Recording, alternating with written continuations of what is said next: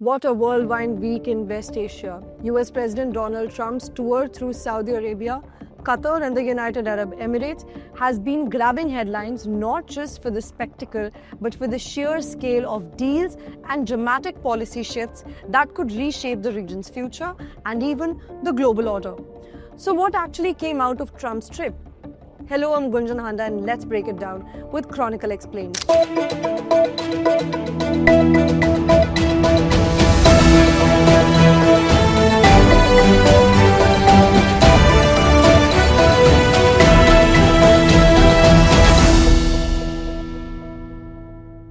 First up, a major policy bombshell. Trump announced the lifting of all US sanctions on Syria, a country long isolated by the West.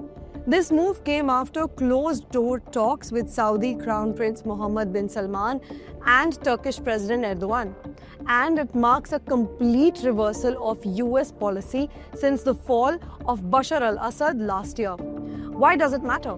Well, Syria's new leader, Ahmad al-Sharaa, was once on America's most wanted list with a $10 million bounty on his head. Now, he's sitting across the table from the US President Donald Trump, discussing Syria's future and the country's re-entry into the global economy. Humanitarian groups and investors are already eyeing a return, hoping to help rebuild after years of war. And that wasn't the only historic moment. Trump's face-to-face with al-Sharaa was the first meeting between US and Syrian presidents in a quarter of a century, a clear sign that the Washington is willing to engage despite al-Sharaa's controversial past. But let's talk business, because Trump's trip was all about the deals.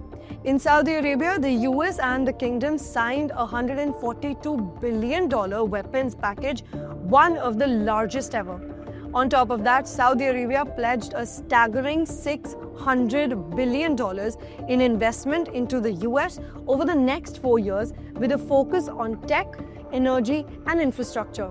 Major American business leaders from Elon Musk to Sam Altman were in Riyadh for the signing ceremonies. Over the Qatar, Trump oversaw a $243.5 billion investment agreement, including Qatar Airways' record-breaking order for 210 Boeing jets, worth $96 billion alone. There were also big deals in defense, energy, and quantum technology, plus talk of Qatar gifting Trump a new Air Force One. And in the UAE, the focus was on advanced technology. The US agreed to sell semiconductor chips to both the UAE and Saudi Arabia, a move clearly aimed at keeping China out of the region's tech growth.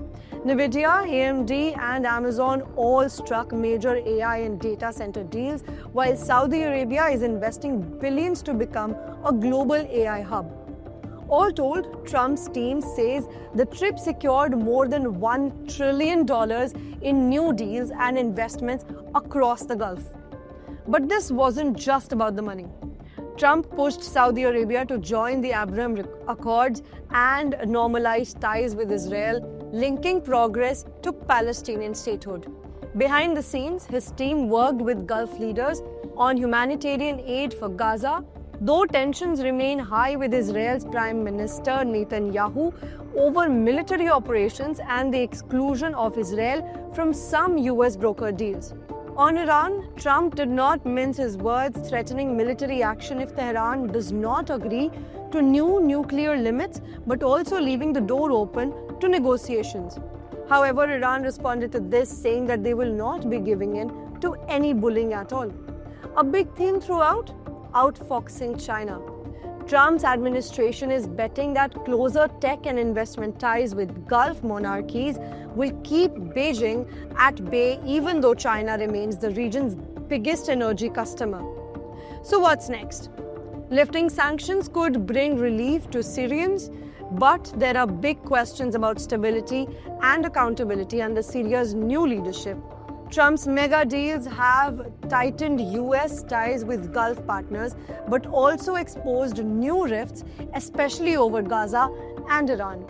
With over $1 trillion in new deals and a dramatic diplomatic reset, Trump's Middle East, or West Asia as we call it, visit could mark the start of a new era in regional and global politics.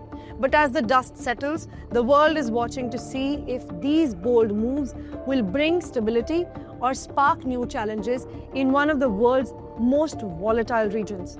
Stay tuned, for this story is far from over. I'm Gunjan Handa, and this is the Asian Chronicle.